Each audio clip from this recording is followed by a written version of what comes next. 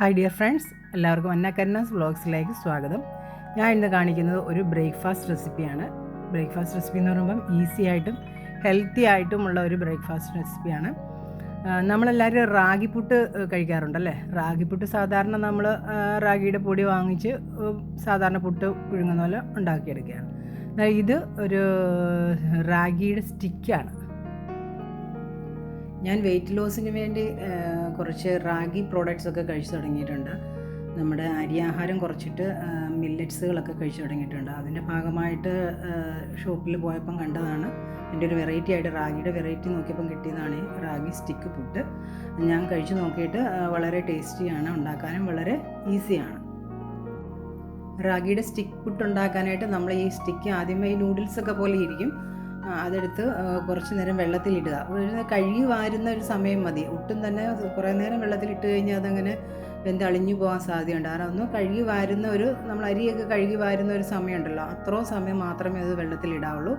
എന്നിട്ടത് നന്നായിട്ട് കഴുകി വാരി സ്ട്രെയിൻ ചെയ്തിട്ട് നമുക്ക് ആവശ്യത്തിന് തേങ്ങയും ഉപ്പും ചേർത്ത് സാധാരണ പുട്ട് പുഴുങ്ങുന്ന പോലെ നമ്മൾ ആവിയിൽ വേവിച്ചെടുക്കുകയാണ് ചെയ്യുന്നത്. വളരെ ടേസ്റ്റി ആയിട്ടുള്ള പുട്ടാണിത്. റാഗി പ്രോഡക്ട്സ് കഴിക്കുന്നത് നമ്മുടെ ശരീരത്തിലെ രക്തക്കുറവിനെ മാറ്റി രക്തം ധാരാളം ഉണ്ടാകാനായിട്ട് സഹായിക്കുന്നു. അതുപോലെ തന്നെ വെയിറ്റ് ലോസിനെ സഹായിക്കുന്നു. കൂടാതെ ഡയബറ്റിക് പേഷ്യൻസിനും വളരെ നല്ല ഒരു ആഹാരമാണ് റാഗി കൊണ്ടുള്ള പലഹാരങ്ങൾ.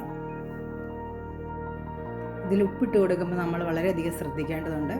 വളരെ കുറച്ച് ഉപ്പ് മാത്രമേ ഇടാവുള്ളൂ. ഞാൻ ആദ്യത്തെ പ്രാവശ്യം ഉണ്ടാക്കിയപ്പോൾ കുറച്ച് ഉപ്പ് കൂടിപ്പോയായിരുന്നു. അപ്പോൾ എനിക്ക് മനസ്സിലായി ഇതിന് തീരെ ഉപ്പിൻ്റെ ആവശ്യമില്ല. വളരെ കുറച്ച് ഉപ്പ് മാത്രം ഉപയോഗിക്കുക. നമുക്ക് ഉപ്പ് അധികം ഉപയോഗിക്കാതിരിക്കുന്നതാണ് ഹെൽത്തിയും. പ്രഷറൊക്കെ ഉള്ളവർക്ക് ഉപ്പ് ഉപയോഗിക്കാതിരിക്കുന്നതാണ് നല്ലത്.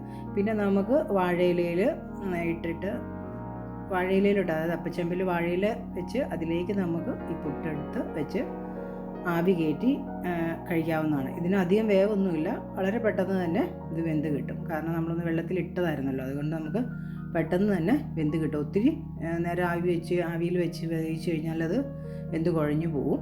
അതുകൊണ്ട് ഒട്ടും തന്നെ വേവില്ല. പിന്നെ നമ്മൾ വെള്ളമൊന്നും ഒഴിക്കേണ്ട ആവശ്യമില്ല കേട്ടോ. നമ്മൾ ആ വെള്ളത്തിൽ കോരിയെടുത്ത് ആ സമയത്ത് തന്നെ ഒന്ന് നനഞ്ഞാൽ മതി. അതിനകത്ത് ഒരു തുള്ളി വെള്ളം പോലും ഒഴിക്കേണ്ട ആവശ്യമില്ല. നമ്മൾ എടുക്കുമ്പോൾ നമുക്കറിയാം. അപ്പം നല്ല വേറെ ഇരിപ്പുണ്ട്. അത് തേങ്ങായും ഒക്കെ ആയിട്ട് നന്നായിട്ട് യോജിച്ച് നന്നായിട്ട് തന്നെ ഈ പുട്ട് ഇരിപ്പുണ്ട്. വളരെ ടേസ്റ്റി ആയിട്ടുള്ളൊരു ഹെൽത്തി ആയിട്ടുള്ളൊരു പുട്ടാണ് റാഗി പുട്ട്, റാഗി സ്റ്റിക്ക് പുട്ട്. സാധാരണ റാഗിയുടെ പുട്ടല്ല, റാഗി സ്റ്റിക്ക് പുട്ട്. അപ്പം ഇതെല്ലാവരും ഒന്ന് ട്രൈ ചെയ്ത് നോക്കുക. മറ്റൊരു വീഡിയോ ആയിട്ട് നമുക്ക് വീണ്ടും കാണാമെന്ന പ്രതീക്ഷയോടെ this is Binsy Joshi signing of.